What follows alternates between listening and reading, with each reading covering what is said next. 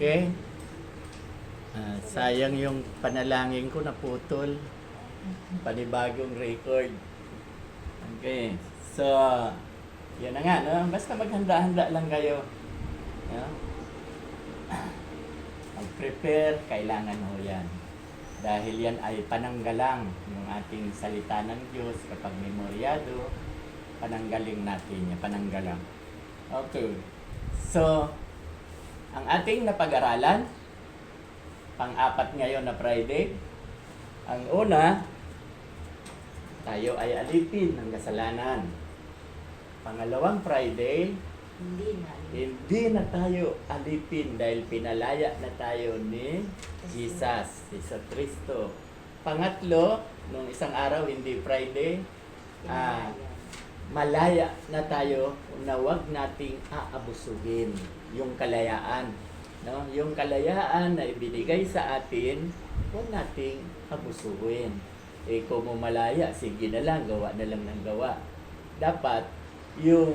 Dapat makita sa atin yung bunga ng Espiritu. Diba, Ate Lini? Ano nga yung bunga ng Espiritu? Sino magsasalita? Pag-ibig, kagalakan, kapayapaan, kabutihan, katapatan, kahinahunan at pagbibigay sa salita. Panalo ka na talaga. Buti na lang.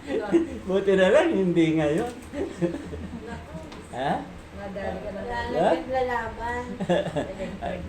So, lampas na. 12 na. 9 plus 3, 12. 50 ang papa-memory. Hindi Kaya mo? Nasa, Pwede. nasa 30 pa lang, kung alam ko. Oh, kita mo, 30. 50 Oh, nga. talo-talo na ako ah. Ventilador na yun, oy. Ha? Ang ventilador yung ganun kalaki sa chance, ha? Ang pastor. O baka naman yung ventilador kagaya nung kila Christy. Yung, yung nakasabit. Dipin. 150. Ventilador din yun. Kahit saan ilagay. Joke. Mag-antay-antay lang kayo. Dahil may mananalong check na isa. No? Gusto nyo yung malaki, yung tulad niya, 2,000. 1,500 lang siguro, okay na. Mali, pwede pang cash na lang, pastor. Okay. Need cash. So, ang tanong ko ngayon, continuation lang itong ginagawa ko. Ano ba ang bunga ng laman? Saan ba yan? Kanino ba yan dapat? Wow, galing. So, mababasa na po natin yan. Ay, bawal pala magbasa. Oh, pwede? Hiram na lang pala. Yung itutuloy na lang natin yung binasa natin yung hindi natin nakita. Revelation 21:8. Sige, Ate Lisa. Hindi natin, kasi nag-umpisa ako sa 1 kaya nagkamali. 8 pa lang umpisa, pababa. Pahayag yun. Pahayag. Kuha niya na, 3 ang tawag sa pahayag. Sa English, Revelation, Apocalypse. Yung pala yun. Yan, Apocalypse. Revelation. Sige. 22? Aha. 21. 21. 21:8. 8. Bako. Subalit, para naman sa mga duwag, mga taksil, mga gumagawa ng mga kasuklan-suklan na bagay, mga mamangatay tao, mga Sandali. nakikiapid, Sandali, yung mga duwag, hindi ba sinabi yung mga hindi nananampalataya ay mga duwag? hindi, ito lang. Subalit, para naman sa mga duwag, mga taksil, mga gumagawa ng mga kasuklan-suklan na bagay, mga mamamatay tao, mga nakikiapid, mga mangkukulam, mga sumasamba sa mga Diyos-Diyosan, at sa lahat ng mga sinungaling ang magiging bahagi nila'y sa lawa ng nagliliyab na apoy at asupre. Ito ang pangalawang kamatayan. Okay. So, sa iba po, yung mga hindi nananampalataya sa Diyos ang tawag mga duwag sa ibang Bible. Pero okay na rin yan. So, gusto kong ipakita sa inyo rito na ang tao dalawang klase. Dalawang klase lang. Hindi 3, hindi 4. Ang unang tao ay nasa laman. Di ba? Dati lahat tayo nasa laman. No? Ngayon, ang pangalawang tao, nasaan na? Nasa Espiritu. Di ba? Dahil pag nasa iyo ang Espiritu ni Kristo, wala na kayo sa ilalim ng kautusan. Yan yan sa 5:18, Galatia 5:18. So, ang gusto kong ipakita, ang gawa daw ng mga makasanlibutan, yung walang Kristo, hindi nananampalataya kay Kristo, yun na yung mga binanggit niya. No? Pangangalo niya, walang taros na kasayahan, Mamamatay ka. mamamatay, kung ano-ano pa, etc. Ganun po ang gawain ng walang Kristo. Walang Espiritu ni Kristo. Okay. Ano naman yung gawain na may Espiritu ni Kristo? Ano naman ang gawain na may Espiritu ni Kristo? Kasunod ang pag-ibig. Yun, tama. Yung binasa ni Ate Lisa, mayroon tayong pag-ibig, kagalakan, kapayapaan, nakalayan mo, memoryado, kainahunan, kabaitan, katapatan, at higit sa lahat yung pagpipigil sa sarili. So, dalawang klase ang tao, nasa laman at nasa espiritu. Ang tanong ko ngayon sa inyo, tayo ba na nasa espiritu ay exempted na dito sa laman? Hindi na kaya tayo nakakagawa? Hindi po. Anong hindi po? Hindi po tayo exempted. Amen. Amen. So, kasi ang iba, akala nila, dahil nasa kanya na ang bunga ng Espiritu, hindi mo na talaga magagawa yun. Hindi pwede. Sa alin-alin. Di ba? Ayan, tama yan. Yan ang sinabi ni Apostol Pablo. Hanggat nasa templo tayong ito, ay hindi maiiwasan. No? Okay. May karugtong na sanang maganda, biglang nawala. Ayun na. May kaagaw. Ganon talaga. May nangaagaw. So, ganon po ang ibig sabihin niyan. Hindi tayo exempted. Ito na, naalaala ko na. Kasi, yan, alam ko, tinanong ko na nito si Ate Leni, at alam na ni Ate Leni ang sagot kung hindi niya nakalimutan.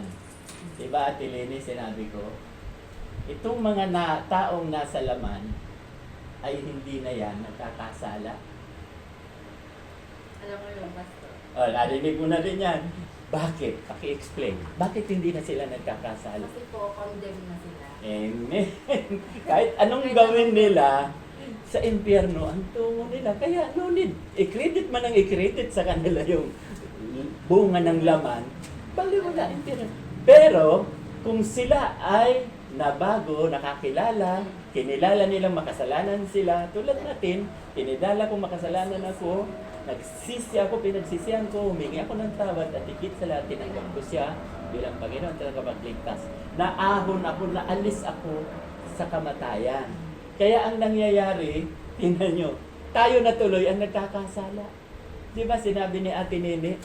O yan, si Nene, nung Martes, uy, nagkakasala pa rin, Pastor. Pero in-explain ko, ay hindi na pala. Totoong nakakagawa pa tayo, hindi tayo exempted eh, yung sinabi mo.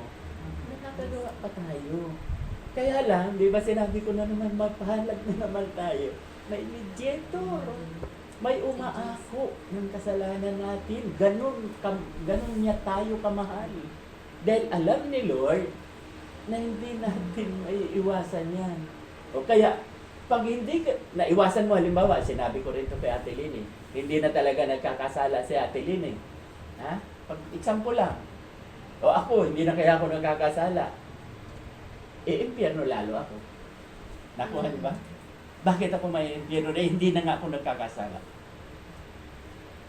Leg mo pa si Kristo. Tama! Blasphemy na yun. Parang inaangking ko na Diyos ako, perfecto na ako eh. Diba? Hindi na ako nagkakasala. Inaagawan ko si Lord. Nakukuha niyo ba? Kaya ganun kabuti ang Diyos. Nauunawaan niya, kaya siya lahat ang gumawa sa buhay natin. Ang kabanalan natin, siya ang gumawa. Ang salvation natin, siya ang gumawa. ang pagka-perfecto, hindi tayo perfecto, di ba? Pero ginawa niya tayong perfecto. Kasi, ito ang tanong, aaminin mo ba, Ate Ana, na ikaw ay hindi perfecto? Aaminin mo ba na hindi ka perfecto? Opo. Tama. Hindi, sa impyerno ang tungo mo. Kasi hindi ka tatanggapin doon pag hindi ka perfecto. Nakukuha. Nakukuha. Oh, so, kaya, yung perfecto mo, huwag mong angkinin. Hindi akin. Yes. Ginawa ni Lord akong perfecto. Siya Pero ang kung gumawa. sa sarili ko lang, hindi ako magiging. Yes, hindi mo kaya. Hindi mo kayang pabanalin. Andiyan, magagaling na kayo. Makulit kasi ako nun. Paulit-ulit ang turo. Oh, hanggat hindi nyo na-perfect, hindi ko kayo titigilan. Dahil iyan ang napakahalaga. Sa kapag tinanong kayo, alam ninyo ang isasagot. Halimbawa, si Ate Bet, tatanungin ko. Halimbawa, may nagtanong sa iyo, Ate Bet, banal ka na ba? Anong isasagot mo? Dahil nakita niya, lagi kami dalang Bible. Pumupunta ka sa simbahan, linggo-linggo. Lagi ka nagba-Bible study. Banal ka na ba, Ate Bet? Naging banal ako kasi gawa ni Jesus. Yan ang sagot. Ang pinakamaganda ganito, hindi po ako banal. Hindi ko kayang pabanalin ang sarili ko. Pero ako ay pinapaging banal ni Jesus. Kasi yung kasalanan ko, inako niya eh. Di ba? Di ba ang ganda? Makulit lang ako, pero pag naunawaan ninyo, napakasarap. Pag hindi na kayo matatakot. Hindi na kayo magsasabi, baka mamatay ako mamaya, impyerno ako. Hindi na. Huwag na kayong mag-alinlangan. Sigurado sa langit ang tungo natin. Dahil yan ang pangako ng Diyos. Ang lahat, di ba? Ang lahat ng nananampalataya sa Kanya. So, tama na sinabi nyo kanina, ang bunga ng laman, no? Hindi tayo exempted. Di ba? Tinuro ko na rin last Tuesday. Hindi nga tayo exempted, di aabusuhin na natin. No? Di ba? Nasa espiritu. Okay, pakibasa ang 1 John 5. 1 John 5:18. Ay, salamat naman, Ate Nelly. Late ako. Okay lang. Walang problema. Oo, tapos ako na. Walang problema. Sabay naman naman. Nahanap ka ni Tilemi, sinundo ka, wala. Patay. Sige po, pakibasa. 1 John 5:18. Alam nating ang mga anak ng Diyos ay hindi nagpapatuloy sa pagkakasala sapagkat iniingatan sila ng anak ng Diyos at hindi sila maaaring galawin ng diablo. Okay, thank you. Nalalaman natin na ang sinumang ipinanganak ng Diyos ay hindi nagkakasala. Dadapwat ang ipinanganak ng Diyos ay nag-iingat sa kanyang sarili. Okay. At hindi siya ginagawa Salamat. ng masama. Pwede bang i-explain niyo yung una mong binasa? Ano ang pagkakaiba ng binasa niya? Ang binasa ninyo ganito, ang mga anak ng Diyos ay hindi nagpapatuloy sa pagkakasala sapagkat iniingatan sila ng ating Panginoong Jesus at hindi siya maaaring saktan ng diablo. Yan ang binasa mo kanina. Yung binasa niya ngayon, ano ang pagkakaiba? Nalalaman na sinumang ipinanganak ng Diyos ay nagkakasala. Madali. Ulitin mo para mabasa ano ang pagkakaiba. Nalalaman natin na ang sinumang ipinanganak ng Diyos ay hindi nagkakasala. O ano ang pagkakaiba doon sa hindi nagpapatuloy sa pagkakasala? Ang mga tumira. Hindi. Diyan, ang mga anak ng Diyos ay hindi na nagkakasala. Ang binasa mo, ang mga anak ng Diyos ay hindi nagpapatuloy sa pagkakasala. Anong Ibig pagkakaiba? sabihin po, nagkakasala pa rin. Amen yung binasa mo. Sa akin. Pero dito, sa King James, Hindi na po. Hindi na nagkakasala. yan ang sinasabi ko, na tayong mga anak ng Diyos, bagamat nakakagawa tayo ng kasalanan, hindi na credit sa atin yung kasalanan. Kaya tayong mga anak ng Diyos ay hindi na nagkakasala, bagamat nakakagawa araw-araw. Nakakapagsinungaling tayo araw-araw. Bakit? Bakit tayo daw ng mga anak ng Diyos ay hindi na nagkakasala? Kasi, di ba sinabi ko last Tuesday, mediator ang ating Jesus. Yung kasalanan natin noon, ngayon, pati yung darating na kasalanan, bayad na. Huwag niyong kakalimutan yan. Sino ang nagbayad? Amen. Si Jesus. Siya ang nagbayad. Kaya sinasabi diyan na ang mga anak ng Diyos ay hindi na nagkakasala. Bagamat nakakagawa pa rin ng kasalanan. Kaya nga, ang sinabi ko sa inyo kanina, kapag ang isang Kristiyano, maaaring hindi mo pa narinig, na kapag hindi na nagkakasala, sa impyerno ang tungo. Maguguluhan si Nene. Maguguluhan. Diba? Naipaliwanag ko sa inyo kanina, ang mga nagsasabing hindi na nagkakasala, maiimpyerno ka tuloy. Bakit? Kasi sinungaling ka, hindi totoong hindi ka nagkakasala. Nakuha ba? O, ikaw ba?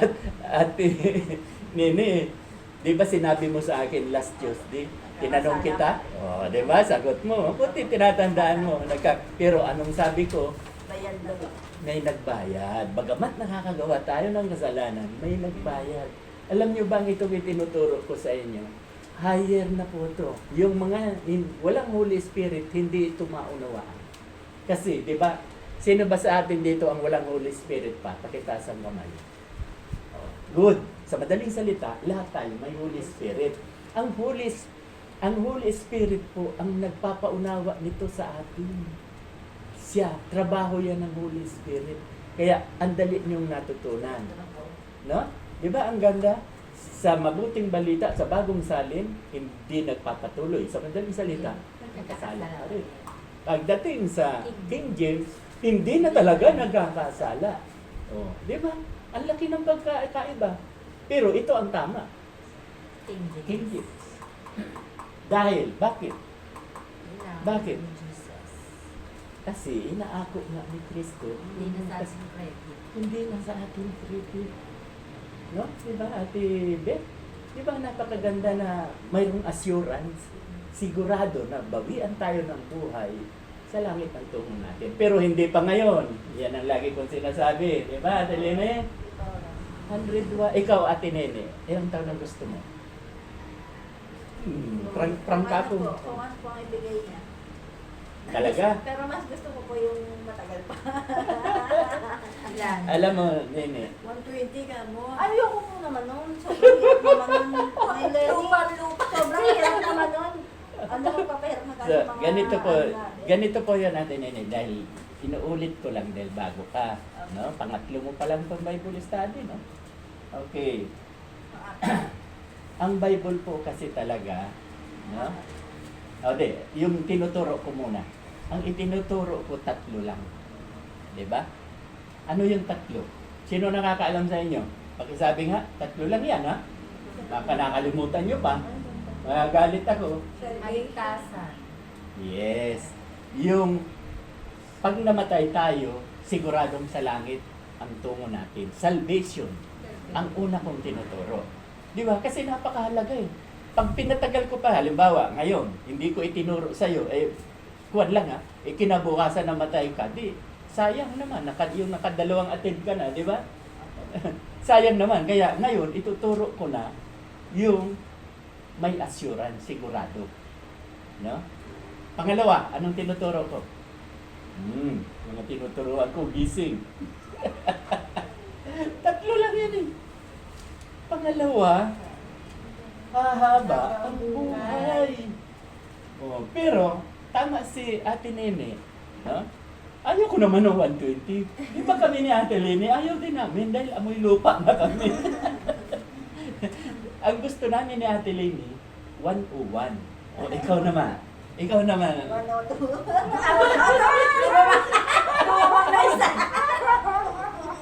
O, bakit? Pauna na daw kayo. Okay, bakit? 102 ka. Mangyayari yan. Kaya lang, may gagawin ka. Ha? Ate Nene, ano ang gagawin mo para abutin ang 102? Lagi sa kanya tumawag. Yeah, okay yan. Ano pa? Patuloy na mag-ganto po yung ang tawag doon. Okay po yan. Pag-selfie. Okay po yan. Okay. Ano pa? Para humaba ang buhay. Oh, wala. Sirit. Okay. Ganito po yun eh. Ang sabi sa Mark chapter 12, chapter 12, verse 31. Yan, magbutihan nagtitik note ka para pagdating sa bahay nyo, o kung may messenger ka, makinig ka sa YouTube. May messenger ka ba? Meron naman. Mamaya mag-usap tayo para napapakinggan mo itong pinag-uusapan natin ulit. Ulit-ulitin mong pakinggan, mapapakinggan mo YouTube. Okay, so ano ba yung sinabi ko? Mark chapter. Mark chapter 12 verse 31. Ang sabi doon, ibigin mo, makinig, nene, ibigin mo ang iyong kapwa, kagaya ko, mahal ko kayo, at ibigin mo rin ang iyong sarili. Kaya ibigin mo ang iyong kapwa na kagaya ng pag-ibig mo sa iyong sarili. Tingnan mo, mahalin mo daw ang sarili mo. Paano ka aabot sa gusto mong 100 to? Paano? Ano ang gagawin mo? Yan, tama. Mahalin ang sarili. So, pag mahal mo ang iyong sarili, di ba, maraming bawal na pagkain ngayon. Gusto mo ba yung mga bawal na pagkain, yung kakainin mo, mahal mo ba ang sarili pag kinakain mo? May sakit ka bang diabetes? Wala pa naman po. Huwag ka magsalita ng wala. Wala po. Kasi parang i-welcome mo eh. Huwag mong i-welcome. So, wala kang Sabi po diabetes. nila pag nagkakaedad Yes. yan ang mga sakit. Ano ang sakit mo ngayon? Pagsa, charot. Charot lang. Madaling solusyon yan. Nene, nandiyan si Ate Lene. Charot lang po. Okay, joke yan. Naniniwala ako. O ano yung tanong ko? Problema sa sarili. Paano mo mamahalin ang iyong sarili? Halimbawa, maraming bawal sa'yo. Ano ba, may karamdaman ka na ba? May sakit ka na ba? Perfect ka. Hindi na- High blood ka ba? Yung po minsan, hypertension po. High blood. Ano pa? Yung pa lang po. Minsan nasaksak na yung tuhod. Ba, arthritis yata yan. Pag nasa tutod o... Balat. Nalitsyohan na Yung isa, yung kinesis, anong sabi? Gout? Gout. Yung Isa ka na sa kinesis. gout. Okay. So, lahat ng bawal, huwag mo nang kakainin para abutin mo yung 102. Ha? Ito pa, nag-i-exercise ka ba? Dito. Ay, hindi mo abutin ang 102. Pero sobra-sobra na yung exercise sa anak ko eh. Exercise din yun. Exercise din yun. Okay, yun ang ibig sabihin. Mahalin natin ang ating sarili. Ingatan natin, huwag natin abusuin. Maaabot mo. Kasi ang sabi sa Matthew chapter 9 verse 29, what is your belief? It will happen to you. Kung ano yung paniniwala, according to your faith, let it be done to you. So, Hebreo 11.1, ang sabi sa Hebreo 11.1, tayo'y may pananalig kung magtitiwala tayong mangyayari ang mga bagay na inaasahan natin at naniniwala tayo sa hindi nakikita. So, paniwalaan mo na abutin mo ang 102. Diba? Wala lang. Paniwalaan mo. And then, ingatan mo. Dahil pag inabuso mo, hindi mo abutin. Tulad ko, 71. Pag hindi ko iningatan yan, maaaring 75, 76. Pa kayo, ano? Ha? Yun ang hinihingi ko. May 30 years pa kayo. 30 years pa. Tagal Just- na dawan. Just to prove itong pinag-aaralan natin. Si Nanay Lenny, No? kataon na yung Nanay Lenny. Ate Nene, kasi sabi sa Galatians chapter 6 verse 3, ang gusto ng Diyos, 120 ang buhay natin.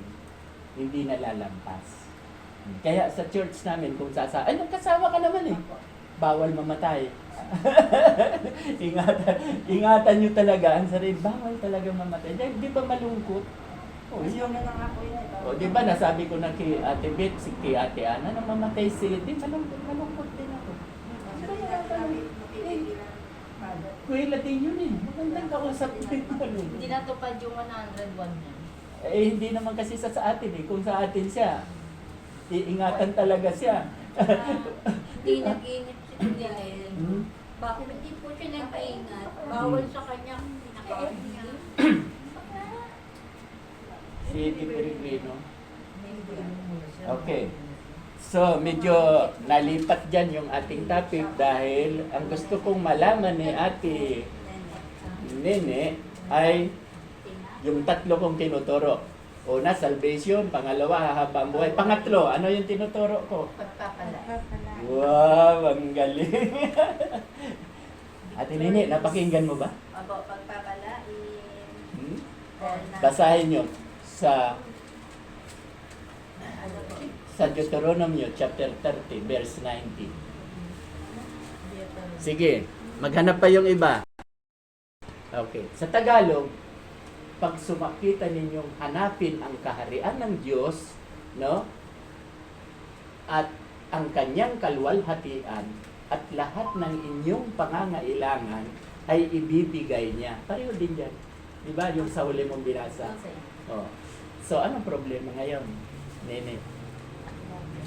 Hanapin daw mo muna ang kaharian ng Diyos. Para- Di ba nakita mo na? Opo. Para- Dahil tinanggap mo na.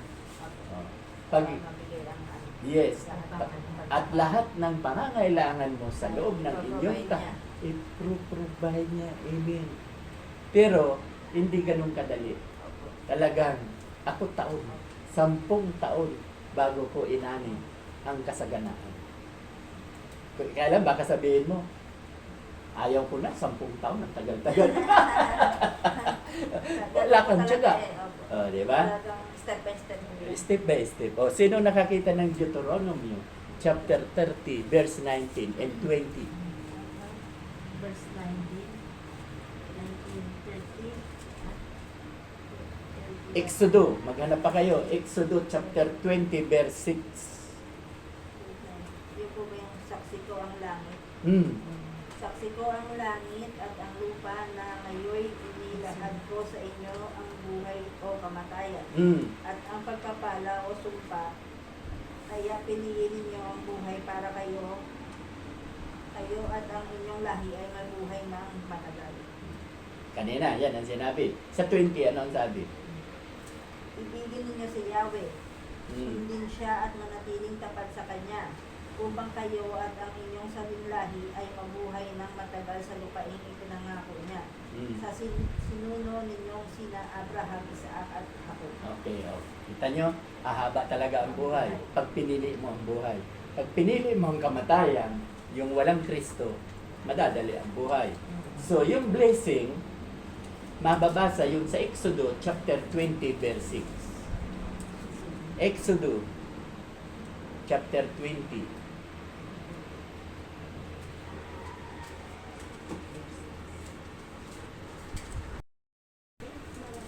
Ngunit ipinagdaran ako ang aking pag-ibig sa libo-libong salinlahi ng mga umiibig sa akin at tumutupad sa aking mga kautusan.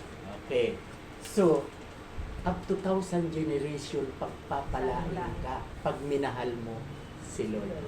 Alilay. So, masama pa ba ang, di ba magandang promise yan? Opo. Oh. Jeremiah 29:11. Ate Lisa. Sapagkat batid kong lubos ang mga plano ko para sa inyo. Ang mga planong hindi mo ikakasama kundi para sa inyong ikabubuti. Ito'y mga planong nagdudulot sa inyo ng kinabukasang punong-puno ng pag-asa. Oh, kita mo? Ate Nene, para sa iyo na naman to. Makinig ka.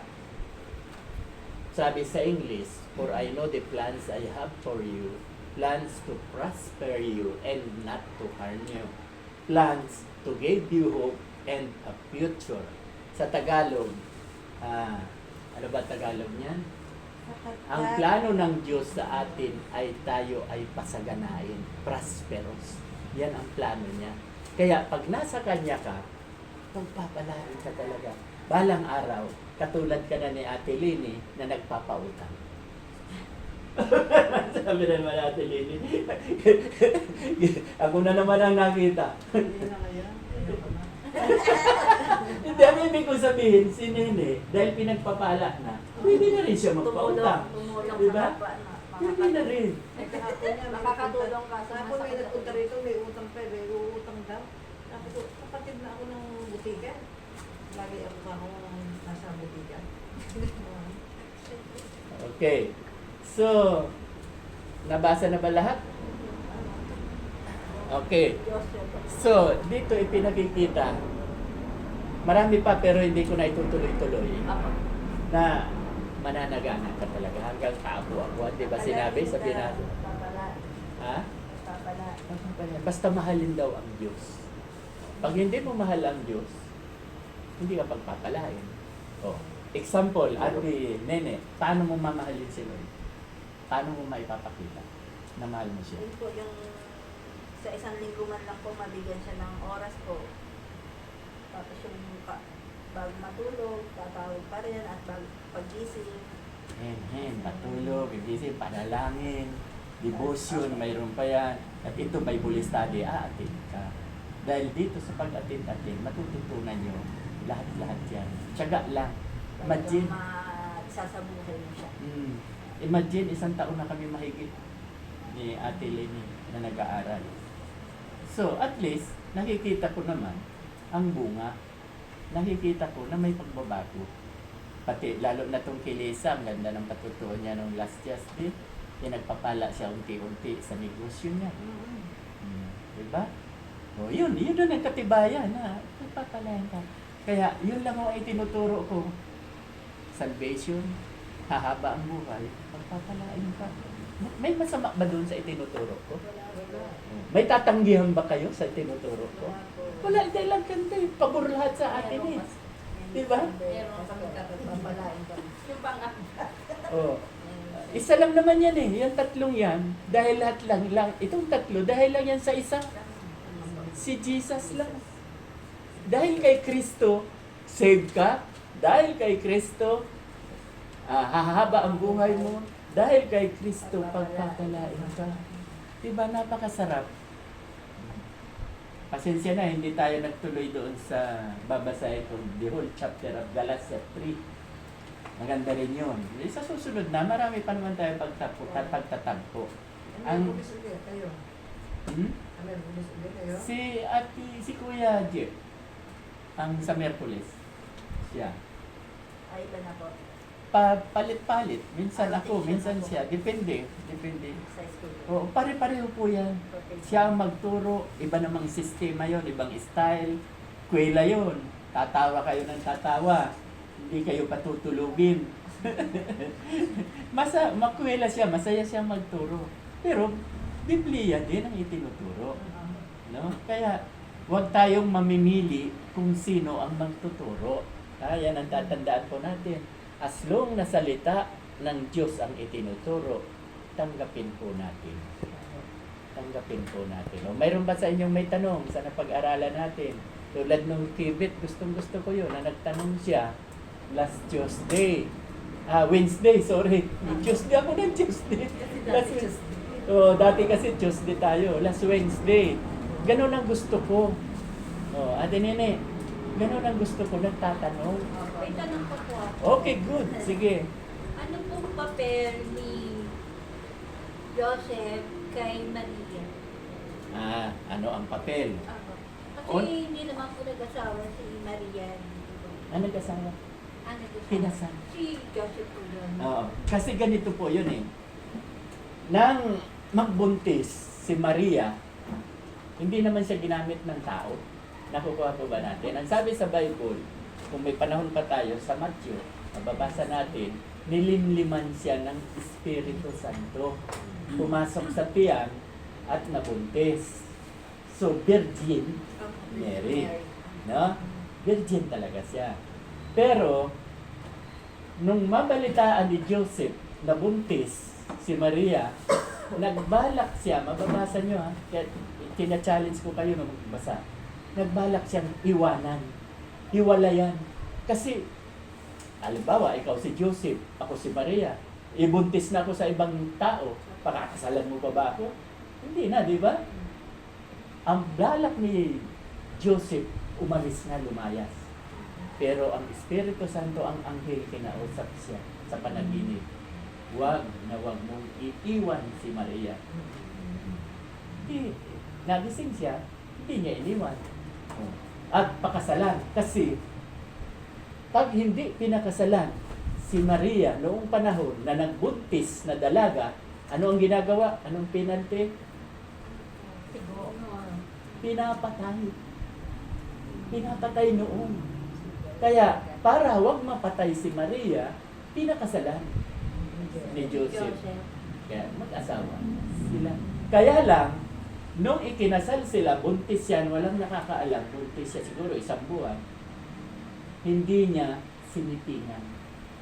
Si Joseph, hanggat hindi ipinapanganak, mababasa niyo sa Matthew, hanggat hindi ipinapanganak si Jesus, no? Hindi niya sinipingan. Talagang virgin siya nang ipanganak si Jesus. Nakukuha ba? Oh. Kaya, next time, tsaka kayo sa bahay niyo magbasa. Alam po ninyo ang Bible, history po yan. Ang Bible history, yung mga nangyari nung panahon. No? O, kaya tingnan nyo, may nagtanong sa akin, alam ko kung saan ko sasagutin. Kaya lang, kung babasahin ko pa isa-isa, tatagal tayo, may oras na, 10 minutes na lang. Okay, ay advance pala to, tama. Okay, 15 minutes pa. 15 minutes pa, no? Advance to. Okay. So, maganda. So, kung ano ang naiisip nyo, may tanong kayo, sasagutin niya ng Biblia. Ha? Ang Biblia ang sasagot. Kaya, para maniwala kayo, Matthew, hanapin nyo. Nung magbuntis yan, nandiyan yan sa umpisa. Matthew 1 or 2 yata eh. Makikita nyo. Okay, so si Ate Nene, ano bang katanungan? Yung mga napag-aralan natin, approve sa'yo? Hindi ka pumu... Kita mo? Oo, una, bawiin ka ng buhay anytime sa langit at tungo mo. Masama ba yun? Diba? Mas grabe sa impyerno. Okay. Pangalawa, ahaba ang buhay. Ayaw mo ba nun? 102? Sinabi mo yan, hindi ha? Panindigan mo yan. 102. Pangatlo, pagpapalain. Balang araw, ikaw naman ang magpapautang. Kasi marami ka ng pera eh. Ngayon December, Pastor. Ha? December po, ano yung business namin talaga? Yung parang, Click. Kasi pa lechon siya. Hindi lang yan December. Tuloy-tuloy na yan. Tuloy-tuloy na paghawakan mo. Huwag mo lang kakalimutan si Lord. Kasi, pag sinabi mong mahal mo si Lord, kumita ka ng malaki, hindi mo man lang inabutan si Lord. Nakukuha nyo? Paano ka pagpapalain? Dahil ang sabi ng Bible, ang pinagkakatiwalaan sa maliit na kita, basta tapat ka, bigay mo yung gusto mo, pagpapalain ka sa malaki. Kasi sa maliit na pinagkatiwala sa'yo, marunong ka eh. Mahal mo si Lord eh. Isa yan sa pagmamahal. Kaya pag malaki na ang kinikita mo, malaki na rin ang ibibigay mo kay Lord. Nakukuha ba? Palaki ng palaki yan. Totoo yan. Di ba, Ate Lene? Papatunay siya, Ate Lene. Kami, ganun. Kaya kayo, huwag niyo sasabihin kung magkano binibigay namin ni Mrs. alam niyo yata. Alam niyo, ako, ayaw ko talagang ipaalam yan. Ay, buwan, nabago kasi yung sabi, ilista ng ilista, may number pa. Kung ako ang number ganito, forever kong gagawin yon. Kasi alam niyo kung bakit ayaw kong malaman ninyo. Ang sabi na naman sa Matthew, no? Pag nagbigay ang kanan, huwag mo nang ipaalam sa kaliwa. Nakukuha ba? Oh. Pag nagbigay ako, hindi ko dapat ikwento sa inyo kasi parang nagyayabang ako. Nagmamalaki. At anong ganting ibibigay sa akin ni Lord? Hindi ako pagpapalain. Nakukuha niyo ang point? Oo, kasi tinanggap ko na yung blessing eh. Yung ikwininto ko sa inyo eh. Wala na akong pagpapala. Nakukuha niyo po. Nasa Bible yan. Kaya ayaw ko sana noon. Kaya lang, alam mo na. Dapat walang number. Dapat ganon. Kasi, Yung ano natin, di ba by number? Kahit anong number mo. yun, okay yun. Okay yung ganon yun. Eh, kaso nung umpisa, yun ang itinuka sa amin. Yun ang itinuka. Hindi po, walang matatamong gantimpala buhat sa inyong ama. Amen. Tama, saan yan? Saan yan? Sa Matthew 6. Diba? Matthew? Walang matatamong gantimpala. Nagaling sa Nandito, Diyos. Kailangan lihim. Nandito Lihim talaga. ang pagbibigay. Lihim ang pagbibigay. Huwag mong ipagsasabi kahit sa mga Mm. kaibigan nandito. Kahit sa matalik mong kaibigan. Yes. pwedeng So, ibigay. kita nyo? Hindi palitan yung mga sobre. Hindi, dapat mo lang pangalan. Wala na dapat number. Number. Burahin. Sobre lang nandun. No naman, wala naman tayong Hindi number. ba- Sobre lang talaga. Sino ba nag- Tapos yung iba, pastor, na, di. Pastor, nahihiya tuloy. Siyempre. Parang ayaw kong, kasi, Oh, tama. nalaman na Agisan. Oh, ako nang bahala dyan. Burahin na ang mga number. Oo. Nahihiya, hindi Wala ka naman. nagbigay eh. Kasi hindi na... O, kita mo. Kaya nyo. Hindi ko binabasa pero alam ko. Mateo, ano? Diba sinabi ko na. O, Mateo ano? Mateo 6. verse, Verses 1 to 3. Pag-ingatan ninyo, hindi pakitang tao ang pagpatupad ninyo sa inyong mga tungkulin sa Diyos. Kapag ganyan ang ginawa ninyo, wala kayong matatanggong gantimpala buhat sa inyong Ama na nasa langit. Wala akong gantimpala kasi alam Kaya nyo na. nga, kapag nagbigay kayo, Alam nyo na, huwag walang nang- gantimpala. Huwag nang ipag-iingay pa gaya ng ginawa ng mga mapagkunwari sa sinaguga at sa Lumalabas pa ako lansangan, ng mapagkunyari. upang sila'y purihin ng Plastic. mga tao. Tandaan ninyo, tinanggap nila ang kanilang gantimpala. Sa halip, kapag nagbibigay ka, huwag mo nang ipaalam ito, maging sa matalik Hindi, marami akong kaibigan. subukan. Yun dati. Gawin mong lihim ang inyong pagbibigay at ang inyong Ama na nakakakita ng kabutihang ginawa mo ng lihim ang siyang magbibigay ng gantimpala sa iyo. Kita nyo? Kaya ako, wala na akong gantimpala na galing sa Diyos. Kaya lang, ang pinakikita ko naman dito ngayon, dahil nandyan na yan, follow the leader. Nakukuha niyo bang ibig ko sabihin? Follow the leader. Follow the leader. Kung anong nakikita niyo sa akin, ganun din ang gawin niyo. Nakukuha, pag-ibig, mahalin niyo sila. Ibigay niyo yung talagang pagmamahal, yung para sa gawain niya. Kaya nga tayo may planning and budgeting. Doon yan gagastusin sa plano. Lahat ng pinagplanuhan natin, doon yan gagastusin. Hindi yan kung saan-saan mapupunta. Napatunayan nyo na yan, di ba, sa akin sa loob ng isang taon. Alam nyo bang, sa ngayon, 253. Nakabot na yung 250. Eh, marami pa tayong linggo. 2 pa sa 5, 7 linggo pa. Alisin na ang kape muna. Alisin na muna. At yung kape, biskwit, para magkaroon tayong magandang Christmas party, titipirin natin. Kasi, napapansin namin, yung iba sabi nito, may nilalagay pa sa bag. Siya pa ang kumain, nakalagay pa sa bag. No, wag na muna. Sino din po nagpa-usap? Ang dami naman, wala. Kaya, Mag-iipon tayo. kaya ang gastos natin, almost 300,000 na. Ang nagastos natin. Makikita nyo yan sa record. Makikita nyo. Tubig na lang. Ha? Tubig na. Pagtauha, uminom pa tubig. Para sa Christmas party. Okay, so closing prayer si Ate Lynn. Oh, wala nung Miyerkules hindi ka nag-prayer, tayong dalawa.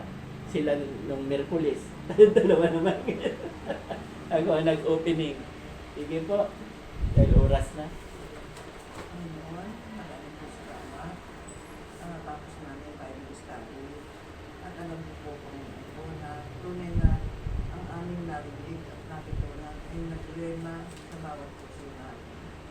Kaya aming pakakapandaan ang inyong mga salita na dapat namin ipamulmay sa buhay namin, Panginoon ko.